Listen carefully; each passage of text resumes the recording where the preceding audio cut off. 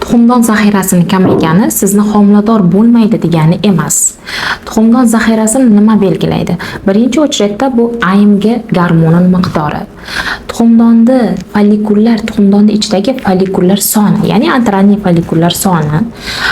Sizda har oy follikul yetilib, bitta tuxum hujayrasi ajralib chiqqan sari sizda imkoniyatingiz shuncha kamaydi degan. Shu sababli bizdagi antranniy follikul soni juda ham muhim.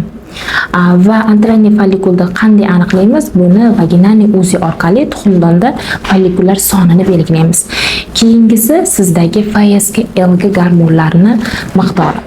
Agar u juda ham baland bo'lsa, sizdagi follikul zaxirasi kamligini bildiradi va sizdagi high cycliga e'tibor bering. Agar sizda high cyclis har doim 30-31 kunlik high cyclidan iborat bo'lsa, u yillar davomida, ya'ni oylar davomida pasayayotgan bo'lsa, demak sizda ham bu follikul zaxirasi kamayayotganining bitta belgisi hisoblanadi. Masalan, ayollar juda ko'p murojaat qilishadi. Mahfuza opa, hayzim 20 kun, har 20 kunda kelib qolyapti. Bu ham bitta sizdagi zaxirani kamayayotganining belgisi. Va keyingisi sizning yoshingiz. Agar 35 yoshdan katta bo'lgan bo'lsangiz yoki ayrim qizlarimiz kech turmushga chiqishadi, masalan 30-31 yoshda turmush qurishadi va kutib yurishadi. Bunda sizni kutishga sabab yo'q, chunki sizda yosh kattalashgan sari bizda eng oltinga tengi bo'lgan zaxiramiz kamayishni boshlaydi. Shu sababli sizda ham agar homiladorlik 6 oygacha sodir bo'lmasa, reproduktolog, ya'ni mutaxassisga murojaat qilishingiz shart. Sizdagi bu quyidagi AMG, yosh va tuxumdon zaxirasi bulardan barchasini qanday qilib ketma-ketlikda aniqlaymiz? Masalan, siz AMG ni, FSH, LG gormonlarini hayzingizning 2-dan 3 kunida eng optimal siz topshiradigan vaqtingiz ertalab och qoringa iloji bo'lsa topshirishingiz shart bo'ladi. Va follikul zaxirasini ham xuddi shunaqa reproduktolog vrach hal qilishadi. Bunda vaginalniy UZI qilib, vaginalniy UZIda masalan siz yoshingiz 25 yosh, ayrim qizlarimizda zaxira soni kam bo'ladi. Masalan, 3-4 ta follikul aniqlaymiz. Bu ham sizning zaxirangiz kamligini bildiradi. Va shu o'rinda sizlarga aytishim kerak, agar sizda har oyda ovulyatsiya bo'lyapti, AMG miqdori kam bo'lsa ham, spermogrammani holati yaxshi, bachadan o'tkazuvchanligi normada, har oy hayzingiz vaqtida kelyapti, bunda tushkunlikka tushmaslik kerak, homiladorlik bo'ladi. Lekin AMG miqdori kam bo'lib turib, ovulyatsiya sizda juda ham erta yoki umuman ovulyatsiya bo'lmayapti yoki boshqa sabablar bor, bunda homila o'zi bo'lib qolar degan tushuncha bo'lmaslik kerak. Tezroq yaxshi mutaxassis reproduktologga murojaat qilishingiz shart.